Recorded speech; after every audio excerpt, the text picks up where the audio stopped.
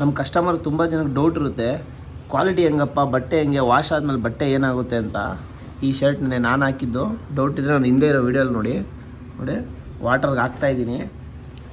Quality ಹೆಂಗಿದೆ ಅಂತ ವಾಟ್ರಿಗೆ ಹಾಕಿದ್ಮೇಲೂ ನಿಮ್ಗೆ ತೋರಿಸ್ತೀನಿ.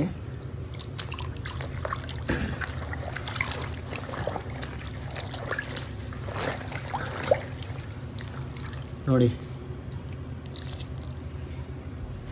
ಕಲರ್ ಹೋದರೆ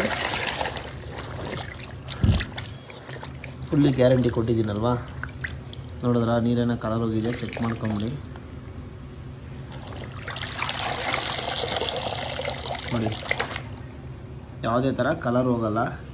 ಸ್ವಲ್ಪ ಕಲರ್ ಚೇಂಜ್ ಆಗಿರೋದು ಇದು ಗಲೀಜು, ನಾನು ಓಡಾಡಿ ಧೂಳಿರಬೇಕು.